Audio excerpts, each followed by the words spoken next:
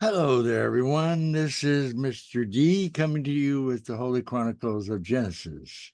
This is a series of videos of the different verses in the book of Genesis, narrated by Mr. D, who is me. I hope that you have marked the subscribe button so you can continue on with notifications. And I also hope that this brings you some understanding that you may not have understood about this part of the Bible. So let's get started. This is starting with chapter 32. And chapter 32, excuse me, because of the light. Jacob also, this has to do with him and his brother, this chapter. Getting back together, one of those hard things sometimes when we haven't seen a relative in a long time, especially if you got them upset, like earlier when Jacob took his brother's blessings from his father. That's kind of cold. But maybe there was a reason for it. Maybe God allowed it for a reason that only tells with time. So here we go. Jacob also went on his way, and the angel of God met him. When Jacob saw them, he said, "This is the camp of God." So he named that place Mahanaim. Mahanaim. Jacob sent messengers ahead of him to his brother Esau and the land of Seir in the country of Edom. He instructed them, "This is what you are to say to my lord Esau. Your servant Jacob says, I have been staying with Laban and have remained there till now. I have cattle and donkeys and sheep and goats, male and female servants. Now I am sending this message to my Lord that I may find favor in your eyes." He's trying to make sure his brother knows that he cares and he wants to meet him. And he sends him some offerings, something that shows that he cares. So in verse 6, when the messenger returned to Jacob, they said, "We went to your brother Esau, and now he is coming to meet you, and 400 men are with him." Oh my goodness. Are we ready for them? 400 men are coming to me? In a great fear of distress, Jacob divided the people who were with him into two groups, and the flocks and the herd and the camels as well. He thought if Esau comes and attacks one group or one camp, that he would that is left may escape. Well, then Jacob prayed. That's always important. Praying. You can't do anything without praying. I mean, Jacob prays, "Oh God, of my father Abraham, God of my father Isaac, Lord, you who said to me, go back to your country and your relatives, and I will make you prosper. I am unworthy. I am unworthy of all the kindness and faithfulness you have shown your servant. I had only my staff when I crossed the Jordan, but now I have become two camps. Save me, I pray, from the hands of my brother Esau. But I am afraid that he come and attacks me, and also the mothers with their children. But you have said, he has said, I will surely make you prosperous, and will make your descendants like the sands of the sea, which cannot be counted. Well, you can't do that if you're dead. So there must be more to this, And that's, I think, what Jacob's trying to find out. Is it my time, dear Lord? Is that what he's saying? Well, we go on to verse 13. He spent the night there, and from what he had with him, he selected a gift for his brother Esau 200 female goats and 20 male goats, 200 ewes and 20 rams, 30 female camels, and with their youngs, 40 cows and 10 bulls, and 20 female donkeys and 10 maid donkeys. He put them in the care of the servants, each herd by itself. And he said to his servants, go ahead of me and keep some space between the herds. Well, they were getting ready to meet his brother, you know. You don't know what to expect, you know. He instructed the one in the lead, when my brother Esau meets you and asks, who do you belong to and where you're going and who owns all these animals in front of you, then you are to say, they belong to your servant Jacob. They are gifts sent to my lord Esau and is coming behind us. He also instructed the second and the third and all the others who follow her. You are to say the same things to Esau when you meet him. And be sure to say, your servant Jacob is coming behind us. For he thought I will pacify him with these gifts I'm sending. These gifts I am sending on ahead later when I see him. Perhaps he will receive me. So Jacob's gifts went on ahead of him, but he himself spent the night in the camp. Well, they're moving along and they're working their way there. So we continue, okay?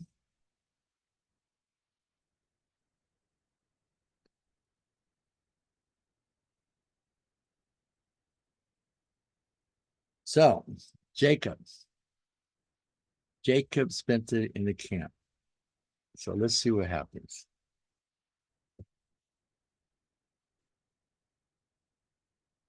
What is that? Let's see if we can get a better picture of that. Okay, I'm going to move the camera just a little bit over to the side. See if you can see it. Well, kind of see it. It's a picture of Jacob and what we're getting ready to talk about, which is in verse 22. That night, Jacob got up and took his 2 wives, his 2 female servants, his 11 sons, and crossed the ford to Jabba. After he had sent them across the stream, he sent over his possession. So Jacob was left alone. Alone. And a man wrestling with him till daybreak. When the man saw that he could not overpower him, he took the socket of Jacob's hips, so his hip was wrenched. The socket. He was wrenched the socket in his hip, so that his hip was wrenched as he wrestled with the man. Then the man said, let me go, for it is daybreak. But Jacob replied, I will not let you go unless you bless me. The man asked him, what is your name? Jacob, he answered. Wow. Wrestling with a man from God? Then the man said, your name will no longer be Jacob, but Israel, because you have struggled with God and with humans and have overcome them. Jacob said, please tell me your name. But he replied, "Why do you ask my name?" Then he blessed him there. So Jacob called the place Peniel, saying, "It is because I saw God face to face, and yet my life was spared." Now imagine fighting with an angel. The sun rose above him as he passed Peniel, and he was limping because of his hip. Therefore, to this day, the Israelites do not eat the tendon attached to the socket of the hip, because the socket of Jacob's hip was touched, near the tender. Well, he surpassed that. I'm not sure. Again, the angel. Let me see here. Yeah, it just says that the angel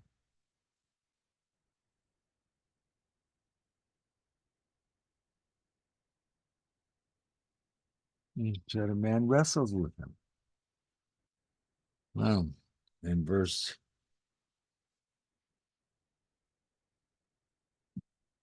25. So he conquered that.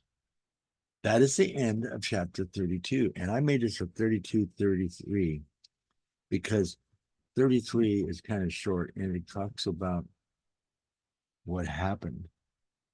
What happened when Jacob met Esau? That's important, you know. That's a situation that you don't know if he's going to die or he's going to live. I have a picture on that. I'm looking for it. Hold on a second here.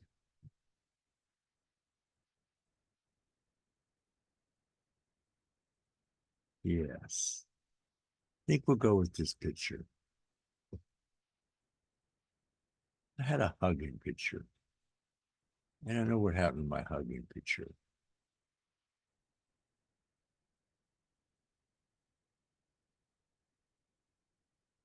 So,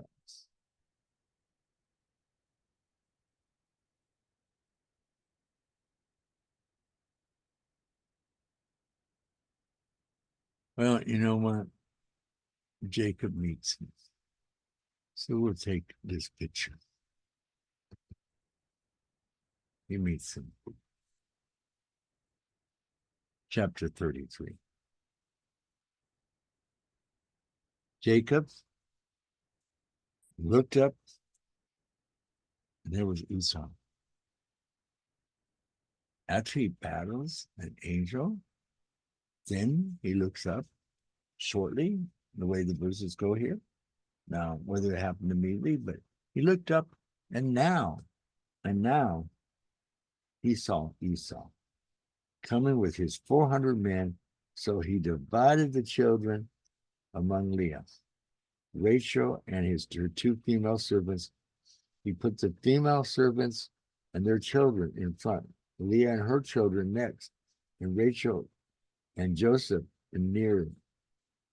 Near he himself went on ahead and bowed down to the ground 7 times as he approached his brother. Well, that must have been an exciting time. But Esau ran to meet Jacob, and he ran fast, of course, to embrace him. To embrace him? He threw his arms around him, even though what happened? Threw his arm around him, his neck, and he kissed him. And they wept. And Esau looked up and saw the woman and the children. "For these with you?" he asked. Jacob answered, "They are my children. God has graciously given to your servant." Then the female servants and their children approached and bowed down. Next, Leah and her children came and bowed down. Last of all came Joseph and Rachel, and they too bowed down. Esau asked, "What is the meaning of these flocks and herd I met? To find favor in your eyes, my lord," he said. But Esau said, "I already have plenty. My brother, keep what you have for yourself. No, please, said Jacob. If you have found favor in your eyes, accept these gifts from me. For to see your face, to see your face is like seeing the face of God. Wow. And that's a great return, a reunion between two brothers. He was really, really happy.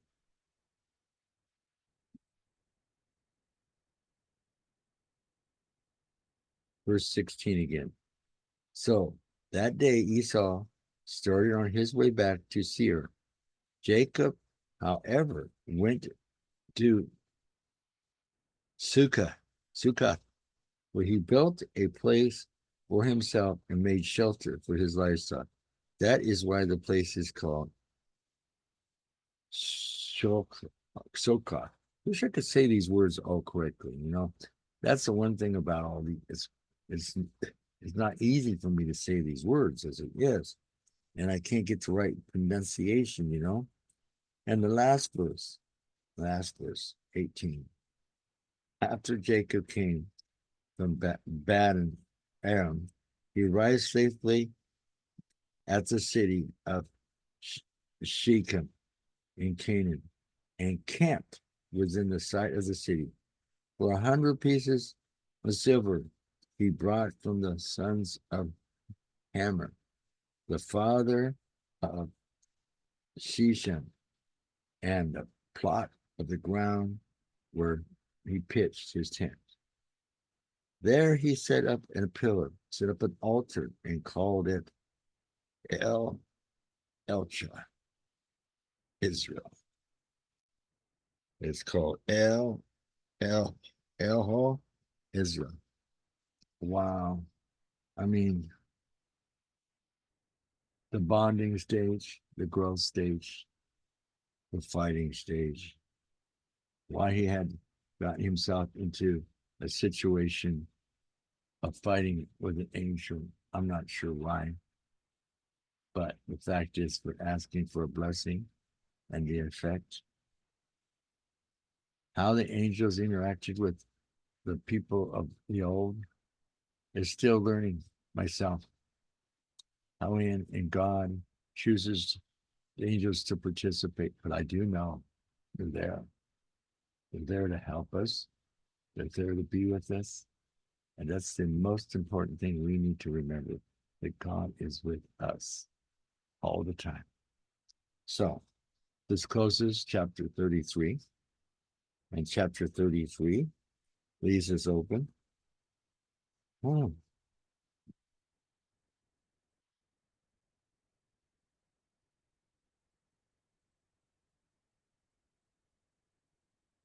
Apparently, Jacob's getting another child in the next chapter. That's interesting. It's always interesting what I get out of this book, the Holy Book, the Bible, and what I learn and what God opens up into my head. It's where we need to let God in, let God control us. May the Lord be with you. May Mr. D be with you. And I pray that you come back and see me again on the next chapter. May God be with you. Take care, Mr. D.